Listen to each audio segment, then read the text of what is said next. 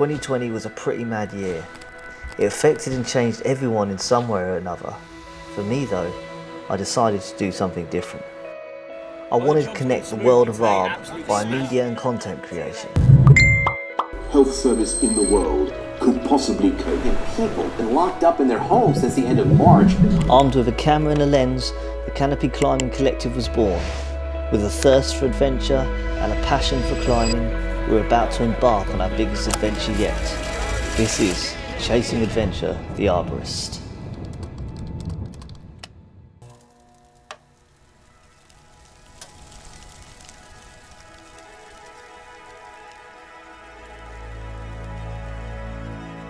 Trees are vital for our survival.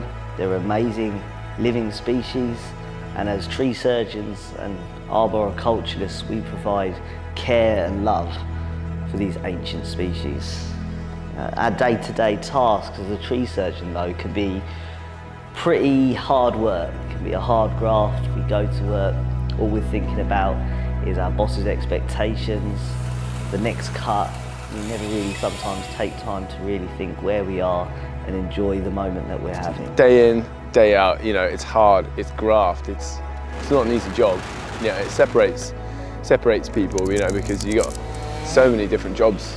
It's a very safety critical role. Everyone's got to be on point, but you've got to be on point 5 days a week, every week, 365 days a year. Come rain, come shine, come storm, come snow, come searing heat. It's tough work. So as arborists, we have this unique ability, this unique skill set. And then we can then apply that to our recreational side and put that spin on it, which allows us to set up, you know, these incredible setups, like, you know, traverses between two trees, zip lining over lakes and stuff like that. Yeah. You know, add a creative spin on it with the knowledge that we gain from being a working arborist. Yeah, so the past 9 months Sim's been planning this, and all the support and the companies behind us to help us to achieve what we're achieving now, it's just crazy. Yeah, it's just snowballed from there. All the sponsors have got involved, and so we took a little road trip on Thursday down to Tree Kit and Honey Brothers.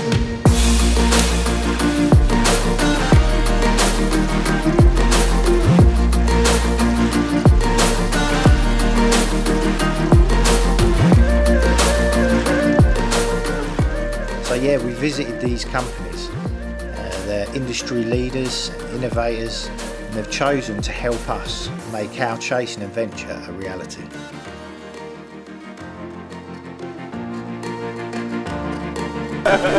What time is it in the morning, Joe? Oh, 8 o'clock. 8 o'clock in the morning. We hit like one little bit of traffic. I was just waiting for the excuse. Yeah, no, this shows our characters here. I've got coffee. Cheers, mate. So the difference between an owner and a climber. Stereotype. The whole point of what we're doing is innovation for the arb scene to improve life in the canopy and on the ground and during your day-to-day work in life, because we all know it's a hard job. If we can make those tiny differences to make your job easier, everyone goes home happier, having a better experience and enjoying their job more. And another thing about this whole industry is the teamwork. When you've got a team, it is probably the best job in the world, and that's what you guys are proving. And I think that's a brilliant thing, and it's really great to see it and be a little bit of a part of it.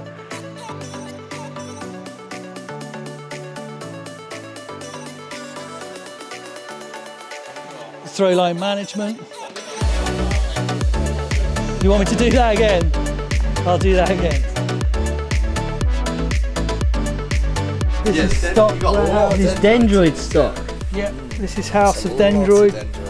We are tree people after all, right? Yeah.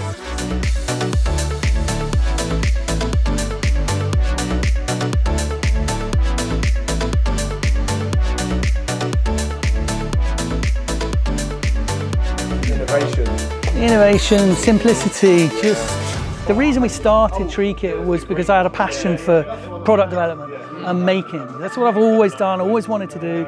So now that we've reconfigured Tree Kit to a point, it allows me to work 100% of the time on product development, which is what's been the core of the sort of business from the outset. Like anyway. Pleasure, mate. Hands on camera, and we'll see you on the other side. Mate, I'm jealous. Cheers, man. Thank you very much. Yeah. Be safe. Appreciate all the help and everything, Mike. Nice to have you. Great to have you guys.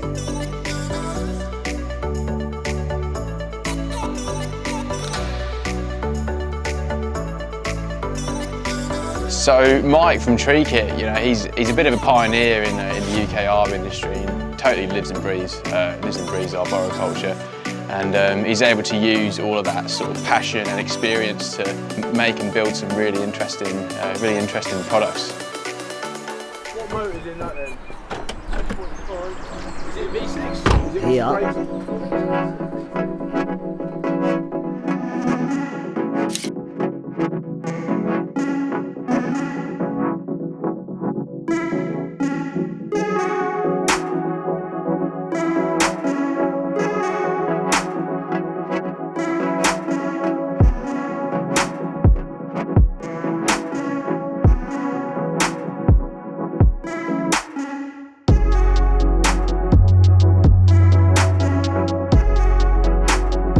It was a great memory, I'll be honest. You know, I loved it. You know, it was proper spin sawdust. Yeah. Sean got his way. Or Lee, to be honest, got his way. I'd say. Tommy, how you doing? Good to see you, man. Sean. How you doing? You alright? Hey, good. Adam, Chaz, Tommy. Alright, man. Tommy. Good to see you, man. Tommy, Lee, mate. what's happening, brother? Yeah, good to see you. Lee. Hello, mate. You alright? I'm quite open about mental health, big time, like that's my big thing. So splicing has been something where I go sit in my splash shed is my own time. And having this opportunity to have the passion to do this, and especially work for Honey Brothers, is a big thing for me. It's not something I take lightly. Lee's taught me what he knows, and I appreciate it. Splicing, like I said, now, it's a lot more to me personally, and you guys will know that on my Instagram, than just splicing a rope and that's the end of it. These splicers go all over the world. We send splicers that we'll do at this bench, at Lee's bench, at Adam's bench, that will end up somewhere miles away from us. And we've got to know that when someone's on that rope, we can sleep at night. Because if I took a shortcut on any splice we did, or personally, or anyone, I'm sure I'll speak on behalf of everyone, it just wouldn't work.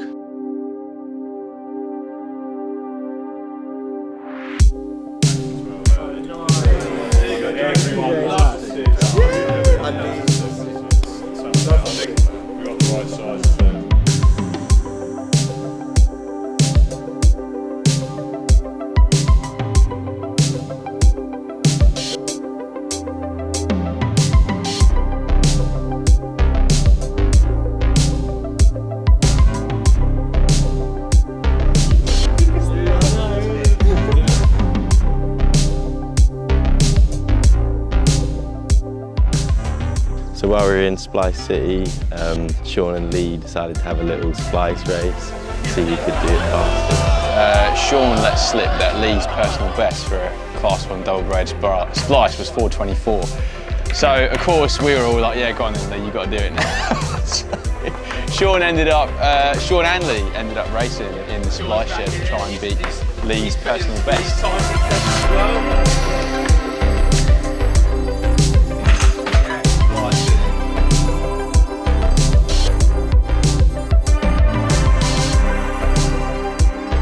What's the time? 4:33.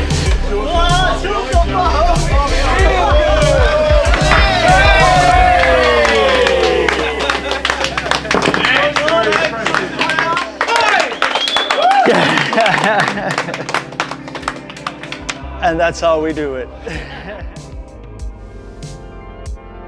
What we do is you guys are going over to have a hell of an experience, so we've done something quite cool that we want you guys to take away with you. If you don't take it away with you, I'll be very upset. And so will Lee, because we've worked our arse off in our spare time, because the MD's here, in our spare time to get these ready for you.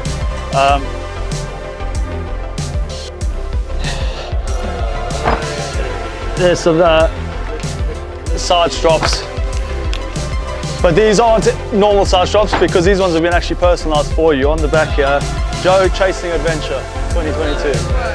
So there's, each one's got your name on.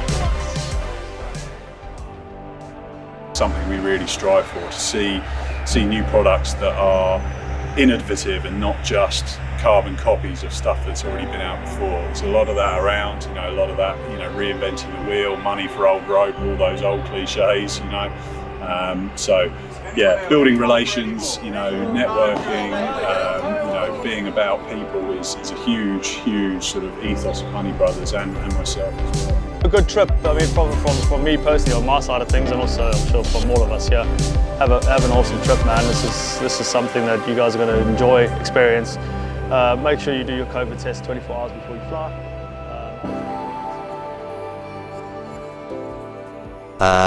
Well, through the time that the CCC have been around, they've been on quite a few adventures. They've had a few swings, a few zip lines. One of the first times we'd ever tested it out. Yeah, we had the smoke grenades there and stuff, didn't we? That's it, yeah. Strapped them to our heads, strapped them to our feet. That becomes standard practice.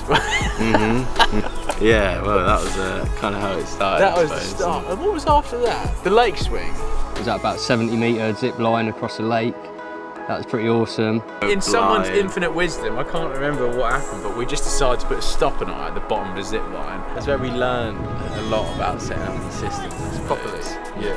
Just teamwork through trial and error and teamwork, and how to pre-tension stuff properly, lock it off, being able to make it lowerable. And they've had a swing through the Twin Sisters. Yeah, that was big. I think that, for me, that was one of the favourites. So my favourite was the one where we snuck in early hours of the morning into Salville Estate and set up a huge rope swing. It could have gone so wrong, but it went so right. It did. Everything about it went right. That's it, knowing that you reached from that point to that point, like right across the woodland. Within a 5-minute period. Yeah.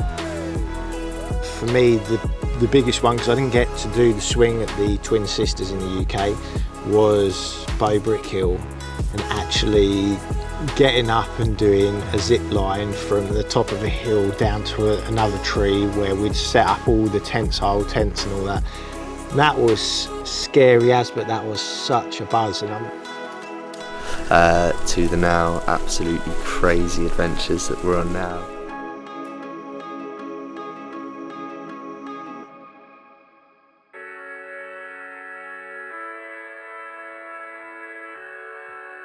Right, so here we are today, lovely day, got the whole team with us. We are getting ready for our adventure. So every one of you know what sizes you were, because I put it onto the group chat. Other than that, one have to see.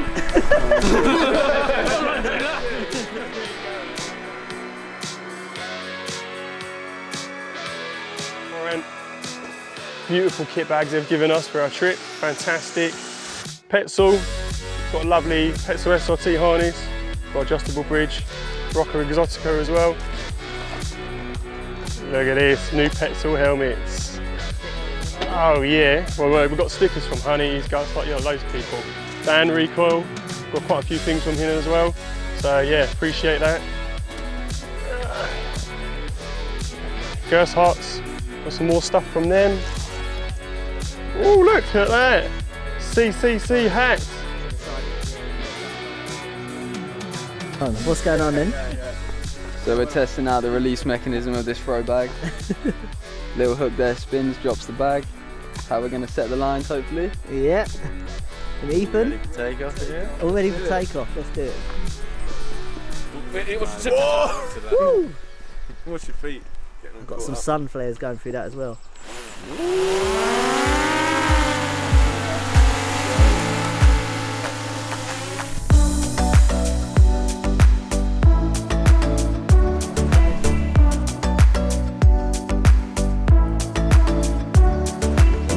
Press it one more time, then let go. Let go.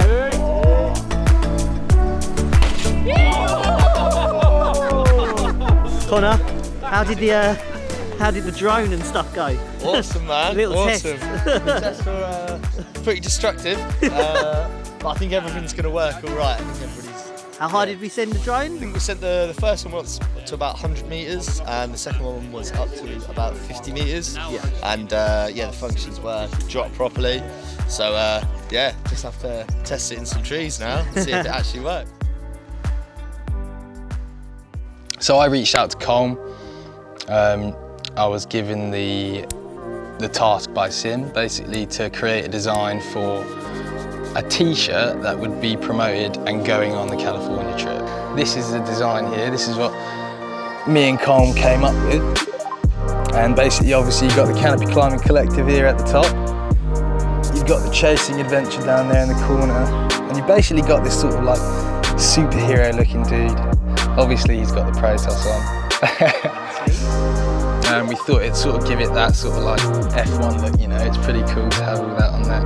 And it's nice to promote all the guys that were helping us out with this trip. So, you know, it's a bit of an ode to them and makes us look cool as well, so. When Sim says, I've got an idea, I've got an adventure, are you in? You say yeah, and you don't think it's going to happen. Take that, like we can chat about it all day long, but unless someone says, right, here's the flights, this is what it's going to cost, this is the accommodation, then it doesn't happen. So it takes someone to do that, and then, like you say, like a bit like Frogsy said, so it takes someone. The rest of them, rest of us are lemmings. It's like, yeah, we want to do it, but you need someone to organise it.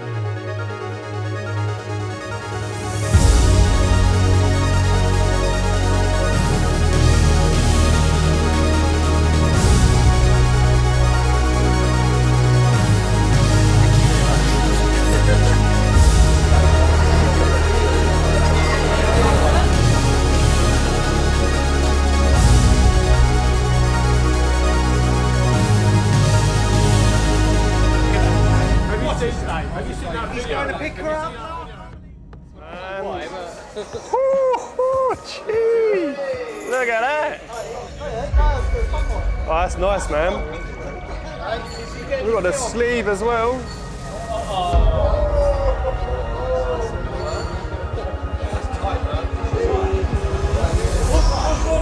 How tight?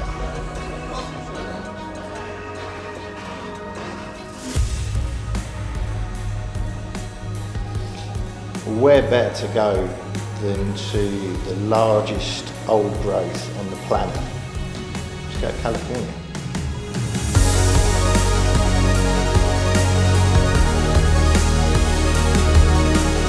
This is official documentary stuff.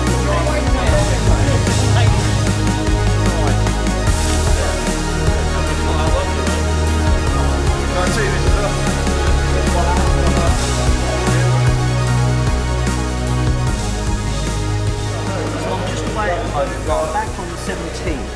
Word never ends.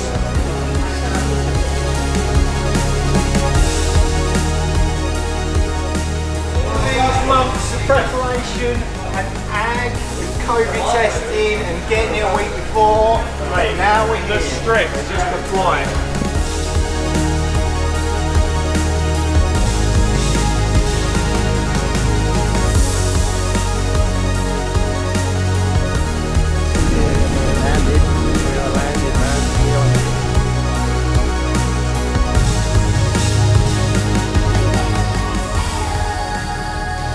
You need to just carry your camera back. Yeah, I will do. We all got heavy stuff.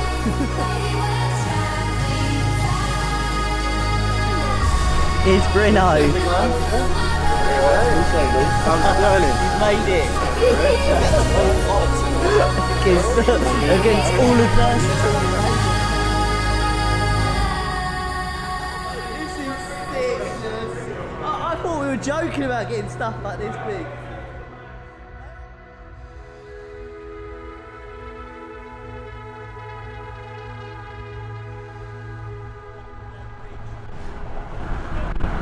So good. We was all absolutely buzzing, proper buzzing, but we had no idea.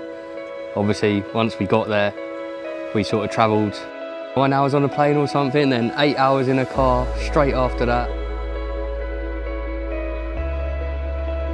And then we got there in the dark. Next morning, we woke up to the most amazing views that we had no idea that we'd sort of arrived there.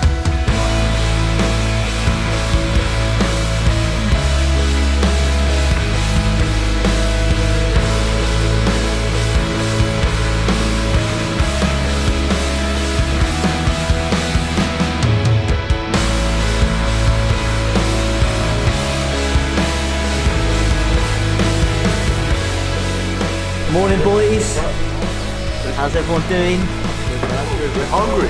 Hungry. We're hungry. Gonna go get breakfast.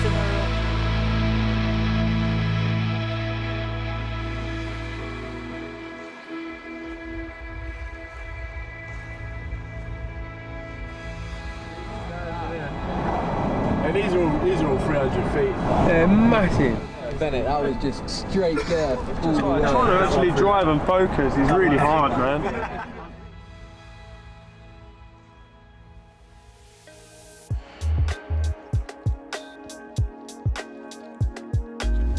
The tall trees awaits.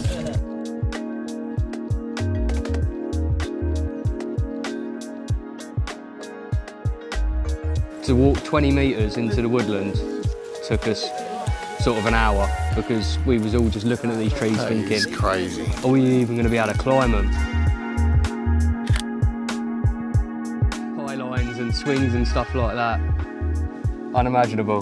There was a secret mission that day that if we couldn't do, we knew that the end goal of this whole holiday was not going to happen, which is to climb and find HYPERION. If we didn't do it on that Monday, it was never going to happen.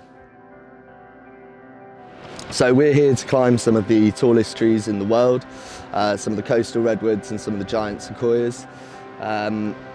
We are lucky enough here in California that there was pioneers 60, 70 years ago that campaigned and protested to protect these big trees.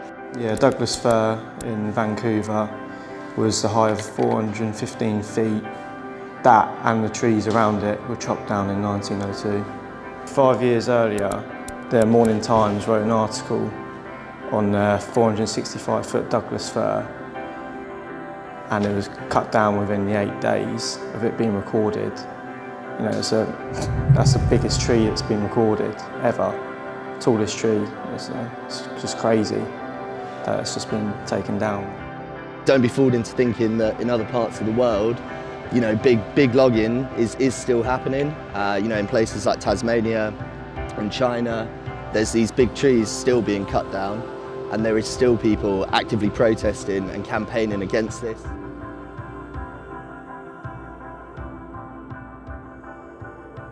People think that as a tree surgeon, we come in and we take trees down, we destroy the environment. I think that's the common misconception that we face, and that's been a big thing for us in this industry. What we do is actually beneficial for the tree. You know, anyone can come in and get a chainsaw and fell a tree. You know, it's probably a fairly easy thing to do. Not the safest thing to do, but as arborists, what we do is we care for the health of the tree. We can access the tree with zero impact with the equipment and the knowledge that we have accumulated over the years. This is something as professionals that we can do. It's a passion for us to be able to you know, bond with nature like that and not cause damage as a human being, you know, which is unfortunately as a human race what we do to this world. So it's nice to be able to have that knowledge to be able to do that and work with nature. So here we have the original survey of this tree telling us that this tree was condemned 10 to 15 years ago. It suffered quite a big structural loss, so the main leader snapped out. We decided to give a 10-year management plan to this tree for retainment rather than removal. You know, we were looking at it on less of a human sort of level and more on a tree level. We would basically veteranise this tree, so it's a retrenchment process. We carried out a 60% reduction on this tree, so we take it right in, and over the process of 15 years you'll have new shoots, new sprouts that will create a new crown on this tree. So it'll basically give the tree a second life, and that's what a lot of people don't touch upon, you know, that these trees could be here much longer than most people think with the correct management process. So that's what sets us apart.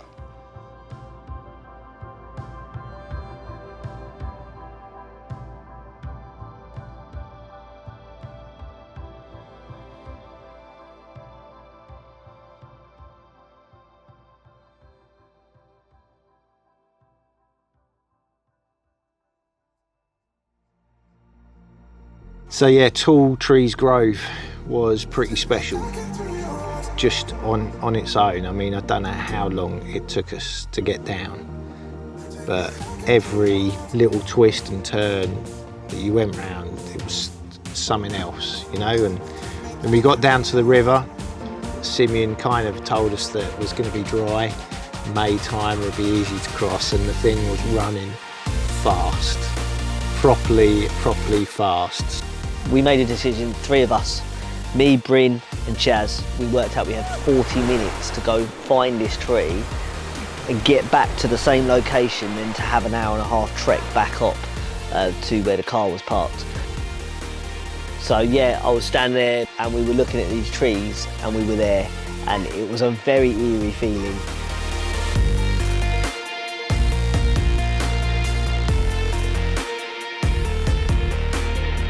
We are here, we've found HYPERION. Look at these, look. Look at these. Woo! And I was like, the rest of the lads need to see this place. That was the adventure. Going upstream, wading waist height, underneath trees, through undergrowth that has been untouched, never been walked in. And we were there, tallest tree on earth.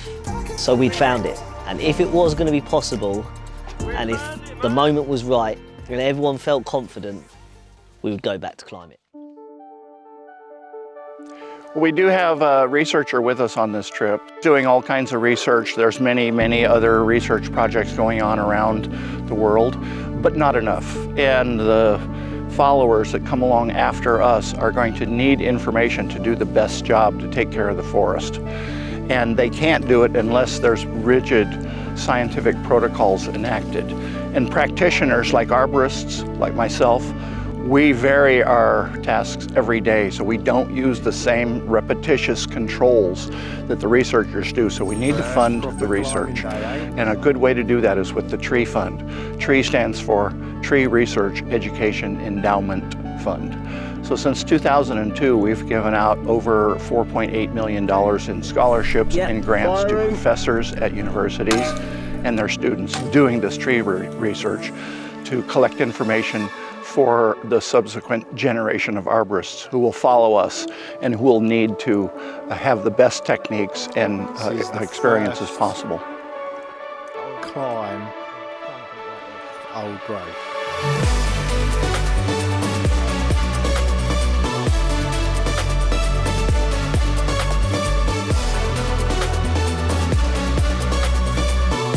You getting the buzz for it now, man? It's slowly building up. Yeah, no, I'm really looking forward to it.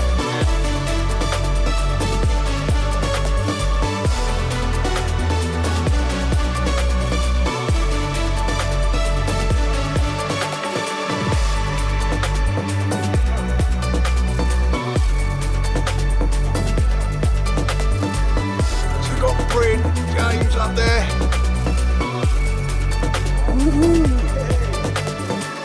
Proper good. So what's that, about 270 feet? 280 we're reckoning. 270. Up there. I kind of got to the end of mine. So unless I reattach, which I ain't gonna do. This is as high as I'm going. So the boys down there, Johnny, Dan, it's a little wave, lads.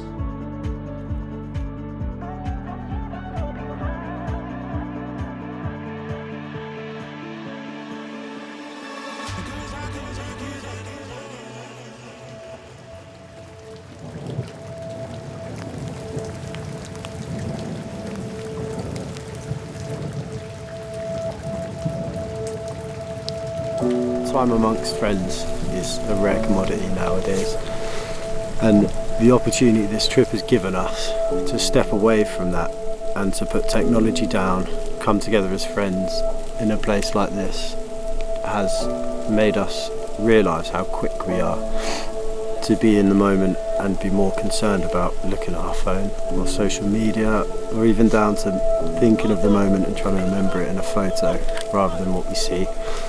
And coming together as a group of friends, we spend all of our time working, lost in technology and the stuff around us, where we're back to basics, and we're with the people we love in a place that we love.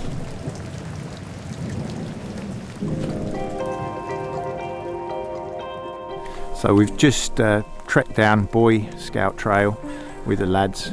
Just found the route that we found on the interweb.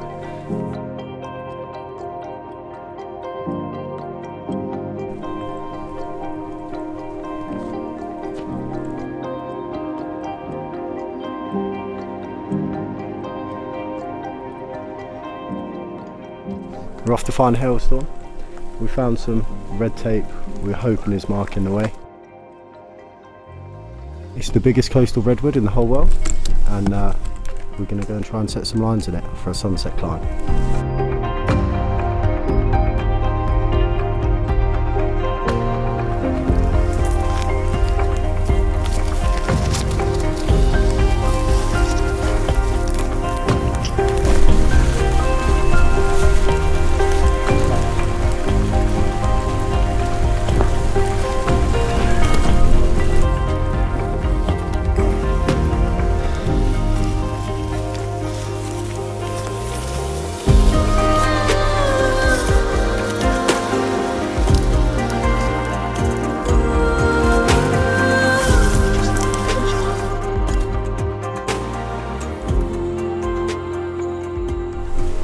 This is Hailstorm, the largest coast redwood in volume on the planet, and the 5th largest in volume out of all the trees on the planet. It's pretty impressive, isn't it? Absolutely huge.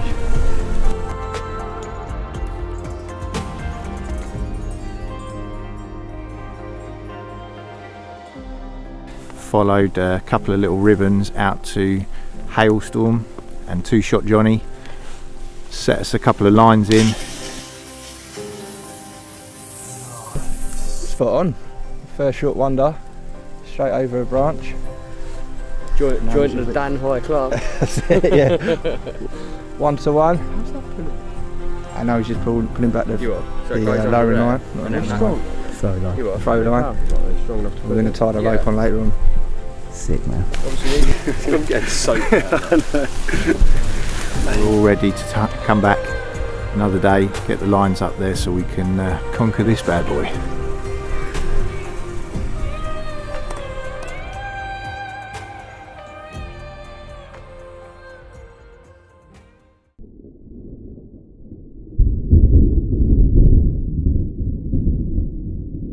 Challenges. How long have we got? There's quite a few. What was that? 12-hour graph? 12-hour graph. 8 o'clock to 8 o'clock, man. We're all done. There's my bum holes ready for some.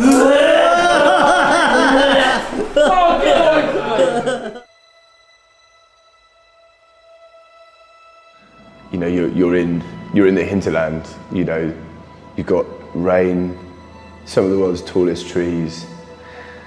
You know, and none of us have ever climbed, you know, these sequoias.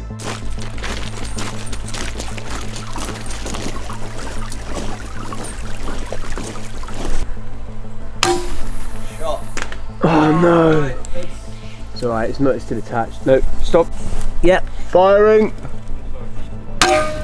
Oh. Failed shot. We had loads of problems, you know, so I mean, we had 2 crossbows to start with. One of them broke, so I ended up throwing him by hand. We had problems with the weather. What's happening, Brian? So we've pulled through our climbing line after shooting through the crossbow and fishing line. Okay. So we're trying to get a line in to be able to ascend up and set the system up.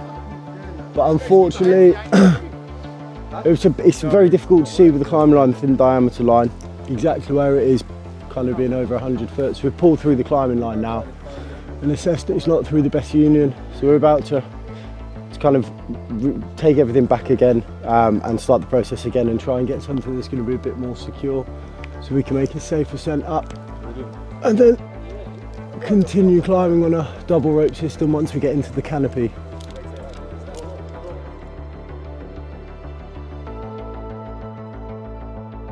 Hopefully we'll get the line in before the mist clears and we'll get some epic shots of that. Yeah, try and get a second line in because that one wasn't quite right. So we're going to do another shot. Hopefully the crossbow works this time. All right, guys, heads up. Right, firing people. Heads.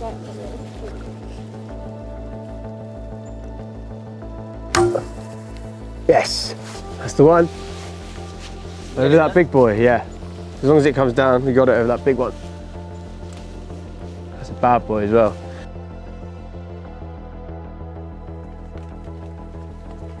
Right, so we're just here in this dry river bed. We're going to set up a reeve system for in the middle of the traverse, because if it goes well, we're going to set a jump up from there, if it goes well. So what we're going to do is just set up this reeve system. We're using the Rock Exotica Omniblock 1-to-1 system. Yep. There's a high line. This will be tensioned, and then that trolley system can be positioned by 2 positioning lines, which will be our second point of redundancy for this system. So we're now going to measure the distance with the drone and choose 2 lines that we have in our arsenal to make sure we've not got too much line to deal with at each end. The high line is going to be tensioned with this Rock Exotica Aztec 5-to-1 system, but we have other pulleys to make it a 10-to-1. But yep, it's a beautiful system. It's small, compact, straps to the leg when climbing. They were going to take us up, so we're going to attach this to the end of that rope, so when they all throw their throw lines down ready to bring up the whole system, the Aztec will go up that side, and they'll be able to tension it up with that. We had communication problems, so we had PMR radios, but you know, a lot of the radio discipline, you know, not everybody gets that sort of radio etiquette. You know, so you're sort of like doing, a lot of people do like blind transmissions Johnny, and that'll stuff. be fine. The batteries run out, and you find out that you've not got enough equipment. You know, setting up a traverse reeving system that goes across a gorge for about 120 meters, 90 meters off the ground. I mean, it's tough. Don't worry too much about where the position of the white line is for the time being. You just worry about tying off Bryn and Niall's side. You get yours tied off, the yellow line only, the high line, and Fogsy and Scott get it tensioned that side. And you know, we're missing 3 very, very big characters. You know, 3 really important people couldn't make this trip. And so, you know, we're having to try and make do without them. And, you know, constantly think, well, what would they do if they were here? And yeah, it was tough. I mean, you know, we had like one moment yesterday where, you know, we were up in these trees and, you know, one team had isolated the line and tied it off.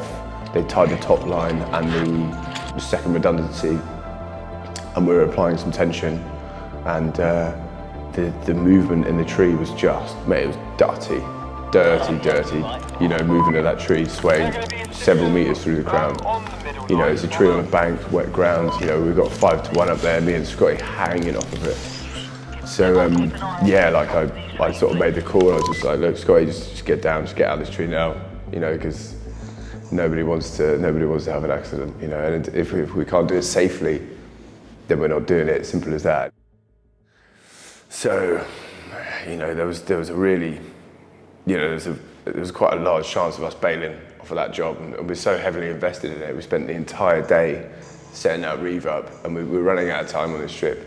So as we put all the tension in the top lines on the tree, and it was loaded in the middle, our tree started to sway like this. I got down and sort of reassessed the situation. And then, so then obviously we had to come up with a solution, which was to back tie the tree to give it a lot of stability. Got back up, released the tension, somehow, I've got no idea how, even now, you know, a day later, how the hell that I managed to throw that throw line across from one tree to the other. We've got 2 double pulleys and a hand descender to attach it to the back tie line. We managed to create this sort of 5-to-1 with the tail end of the base tie. Oh, then you could get some good purchase on. So we got 2 pulleys upstairs. There, one there, yep. We set up 5-to-1 on here, you can actually see the hitch cord still on here. So we connected a 5-to-1 to this and put a little strap down here, foot ascender in the tail, pumpy, pumpy, pumpy, using the figure of 8s to capture the progress, which have then been hard locked, as you can see, backed up with 2 half hitches, and then been as just as little fail safes. We've also got double redundancy on the yellow line, and then we're using the tail of the, just follow me around the other side, using the tail end of the, this reeving line as a back tie into next door's tree. Yeah. To eliminate excessive movement. Big well done today, mate. Well done to everyone today. It was a graft, it was a graft. Just like to say, if it wasn't for me, none of it would have happened. Today's going to be epic. All the boys are going to be up there, swinging around, traversing across. You know, there's been struggles. It's been tough without, you know, the Hottinger boys. You know, there's been, you know, so many opinions, and you know, that whole like too many cooks spoil the broth kind of thing. And, you know, like sometimes, you know, people like Chaz, people like Scotty, people like Simeon, myself, you know, we have to just be like, look boys, you know what I mean? Got to take control and kind of take the lead on certain things. So for all of everyone's input, the guys taking a step back, the guys that have been taking a step forward, it's meant that all of this is achievable, and today we're going to go out there and we're going to have an absolutely mental time. It's going to be incredible. Yeah, it's going to be good. It's going to be a good day. It's going to be a good day.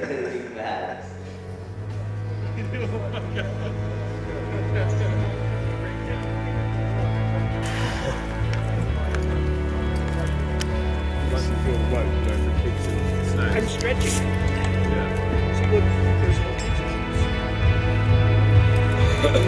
Where's our car keys?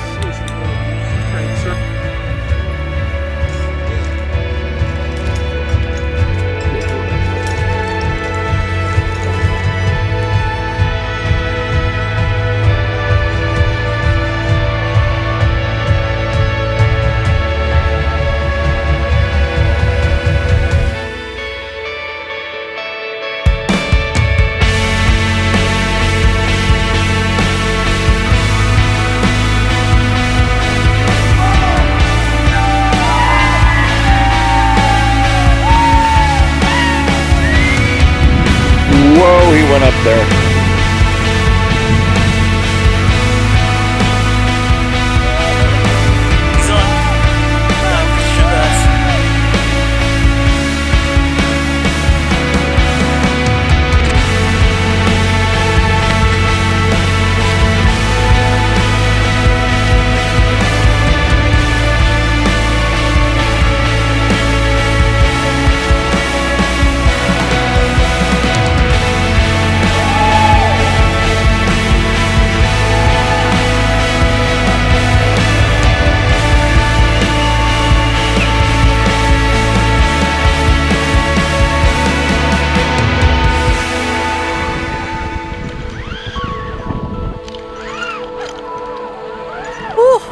Scotty, how was that for you?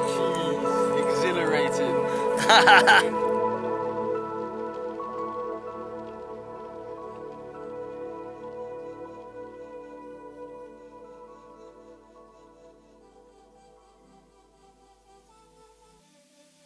Following day, we had half the lads had gone to the range. Everyone was knackered, tired, but the lads that had stayed at the villa, you know, it was quite quiet atmosphere. We knew we needed to go and get these lines out of hailstorm.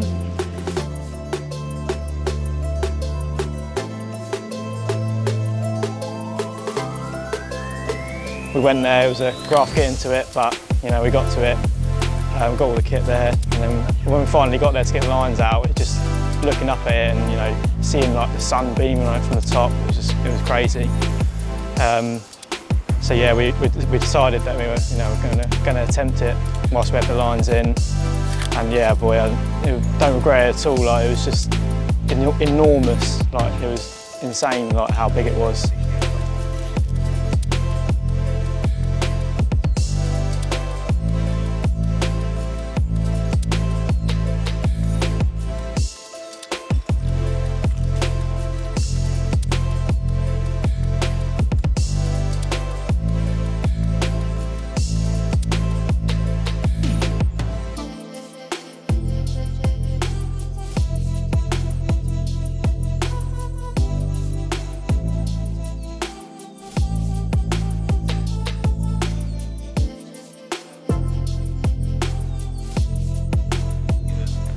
So yeah, climbing that tree was amazing. We knew we had a bigger mission the next day, so we needed to get to that.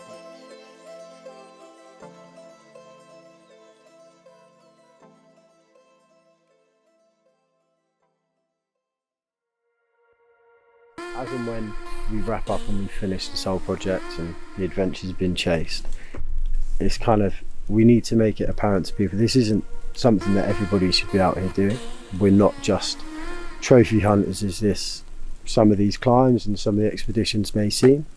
I think a lot of that comes to our natural excitement and our adrenaline and our nature to push ourselves and to climb higher than anybody else and to do anything else. But it also comes down to educating ourselves and educating the people who are going to be seeing this. And the people we've met, and meeting with professors of arboriculture and tree canopy researcher who have sort of spoken to us about how to climb these trees and about respect for them and the education they've given us to appreciate and love them even more. There's a lot more to it, and I think each one of us, when we leave, will take a lot from it, but that is also going to be something that we will remember and will continue to respect.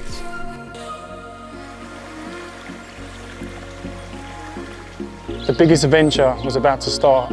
6 AM, alarm goes off. You roll around, you look around, and make sure that your team is up and ready. We had 2 teams set to do this. One team, get there straight away, get into the park, find the tree, set the lines. The other team then turn up with more kit.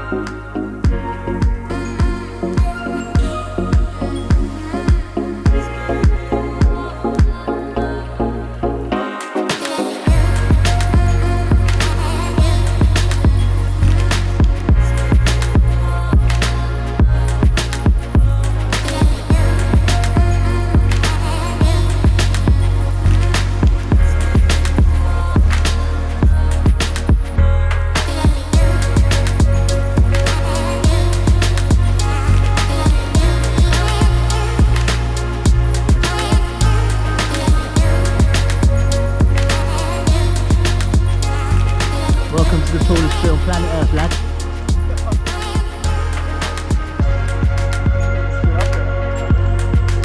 It was a sacrifice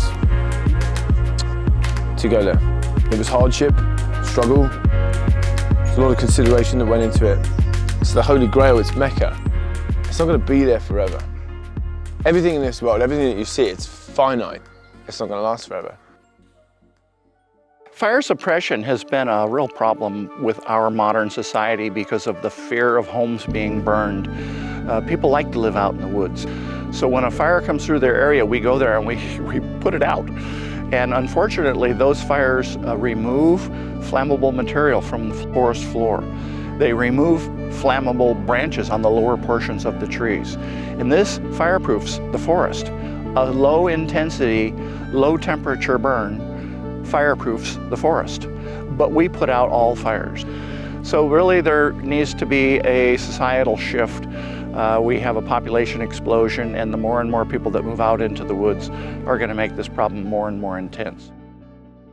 Such an old place, and it's so still, and it was just heaven on earth. And the hikers that go there, the people that go and climb the trees there,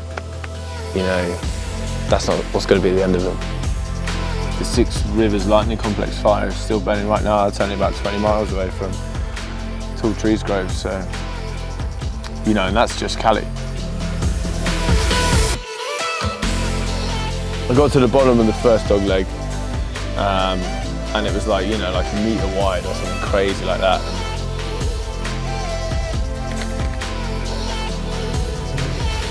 Anyway, so I get over to dog leg 2. And I've got to go up all the way. One access line, arms are cramping, I had a broken hand, post-surgery broken thumb, snap tendon, push, push, push, suck on some water, suck in the air, get some oxygen in the lungs. It's doable now. Yeah, 100%. Crazy. What's it like from where you were finished? It's sick, bro. Still a tough climb, or was it right? It's tough, yeah. So there's about 2 meters in between each branch. some of them are dead, and when you get on top of them, you're like, oh. It's just like all the way along the top of the branch, it's just dead. Big cavities and holes in it. But it's beautiful, it's absolutely beautiful. Get up there, mate, get up there. That's it, mate, there's no rush. There is no rush. Like Chaz said, take breaks.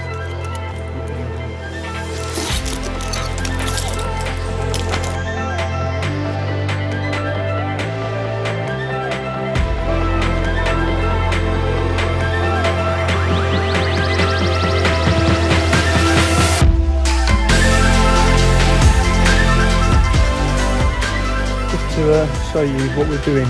Some of these branches are scooped down. I've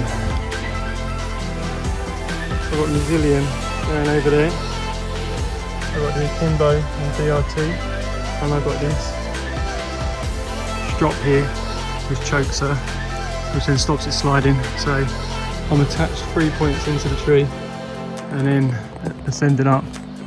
Simmin is up there somewhere. And there he is. Chasing adventure. Chasing adventure. Oh, the shakes, mate. It's the wind up here. It's not my adrenaline, and it's not my hands either. This is a big tree, man.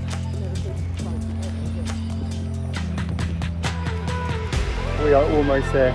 We are almost there. Look at it, mate.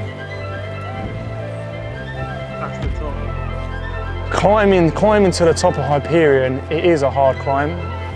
After doing that route and after everything else we've done in that week, it was a challenge. But just going up there, I mean, I took a cup of tea up there and I sat at the top and had a cup of tea with Sim, and we just embraced it. Really, it's magical. That's all I can say.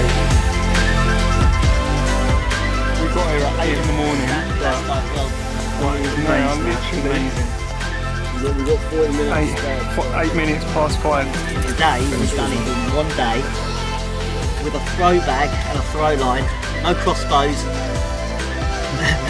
none of the high-powered pistols or guns that they use, none of that. Rogsy, what an absolute legend.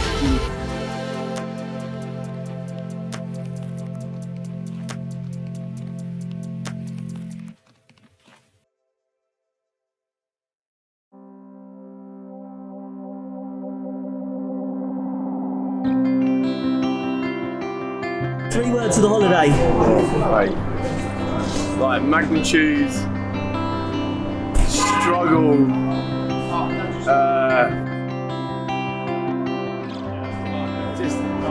it's just magnificent. You can't put it in words, can you? No, you can't. You can't. 3 words. Oh, words can't even describe it really. It's like dreamy, isn't it? Dreamy, it's like pioneering. Oh mate, it's just unreal. It was mega. It was absolutely mega. 3 words of the holiday, Phil.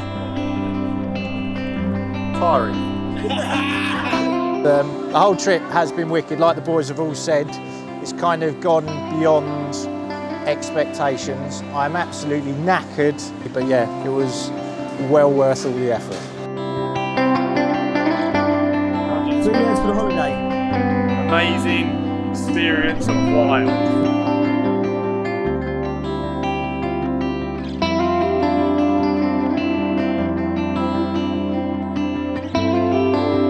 Insane, memorable, and an absolute laugh.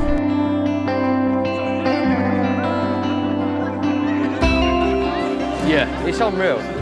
You just can't, you have to come and see it. You got to see it. No, it's just been a massive experience. I really enjoyed it. A massive test to everything. And I've learned a lot. This is going to live for me for the rest of my life. To the day I die, this is something I'm going to look back on.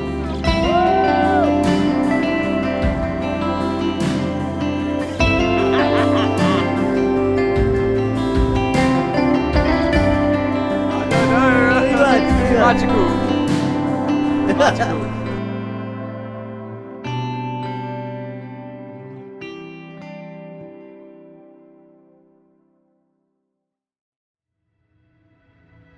Hello, I'm Henry from the Great Reserve, and we're planting 100,000 giant sequoias here in the UK to protect the future of this species.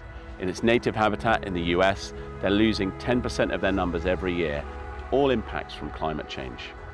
If you'd like to get in touch with us, please visit our website, www.thegreatreserve.org, and there's plenty of information about how you can support us either as an individual or as companies looking to do carbon offsets.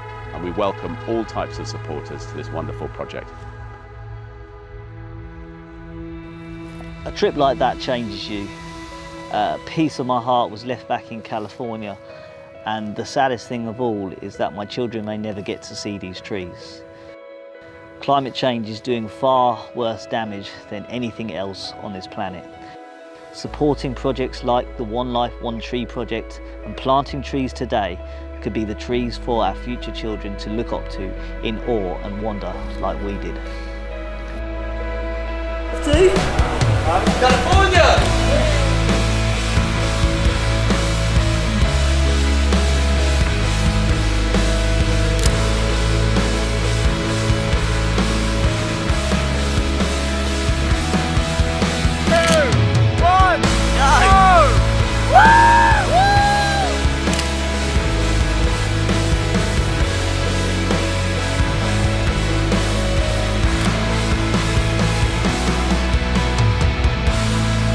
If you're an arborist watching this, adventure is yours to have.